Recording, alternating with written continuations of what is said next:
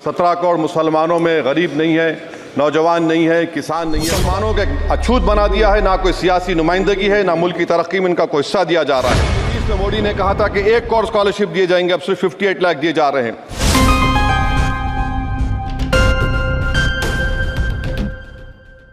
Budget की speech में finance minister ने 4 बरादरियों का जिक्र किया। भारत की सबसे बड़ी अक़लियत मुसलमान है 17 करोड़। मैं हुकूमत से जानना चाहता हूं कि क्या 17 करोड़ मुसलमानों में गरीब नहीं है, नौजवान नहीं है, किसान नहीं है, ख़वातीन नहीं है। वतन अजीज़ में सबसे गरीब मुसलमान है, सबसे ज़्यादा नाखवानगी मुस्लिम ख़वातीन में। AIDS और PLFS का डेटा ये बताता है कि मुसलमानों में सबसे कम असासे है और कंजम्पशन लेवल दूसरे मजहबी ग्रुपों के बनिस्बत सबसे कम है। तालीमी इदारों में मैडम 15 और 24 साल की उम्र में भर्ती एनरोलमेंट में मुसलमानों की सिर्फ 29%, शेड्यूल कास्ट की 44%, हिंदू OBC के 51% और हिंदू अपर कास्ट की 59% है। हायर एजुकेशन मुसलमानों का एनरोलमेंट सिर्फ 5% है। PLFS का 2018-19 का डेटा वेज एम्प्लॉयज़ बताता है कि मुसलमान 22% थे, 2022-23 में 15% हो चुका है। तो मुसलमानों का शेयर रेगुलर एम्प्लॉयमेंट में लॉस हो रहा है एम्प्लॉयमेंट का।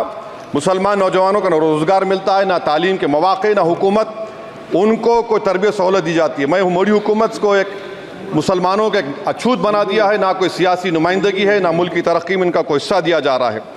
2019 में मोदी ने कहा था कि 1 करोड़ स्कॉलरशिप दिए जाएंगे, अब सिर्फ 58 लाख दिए जा रहे हैं। 47% अक़लियती एप्लीकेंट्स को हर साल स्कॉलरशिप से महरूम कर दिया जा रहा है।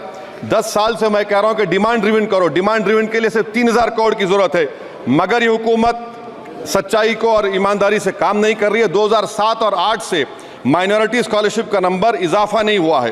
Pre matric scholarship madam Kundu committee ने कहा कि मुसलमानों में drop out rate primary level पर होता है, तो हुकूमत ने 9th क्लास से प्री मैट्रिक स्कॉलरशिप पैसे दे रही है। NDMC की इक्विटी मैडम 800 करोड़ एक मजाक है। PMGAV के में 910 करोड़ दिए गए।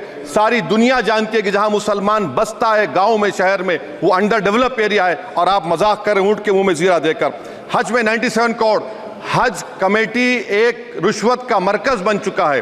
प्राइवेट टूर ऑपरेटर्स के एक लाइसेंस के लिए पैसे देना पड़ता है, बिल्डिंग सिलेक्शन के लिए पैसे देना पड़ता है, मीना मुजदलफा में कंपनी के सिलेक्शन के लिए पैसे देना पड़ता है। मैं हुकूमत से मुतालबा करता हूं कि ख़त्म किया जाए और CBI से इंक्वायरी करवाई जाए। मोदी हुकूमत को अक़लियतों, बिल्कुल मुसलमानों से नफरत को ख़त्म करना पड़ेगा।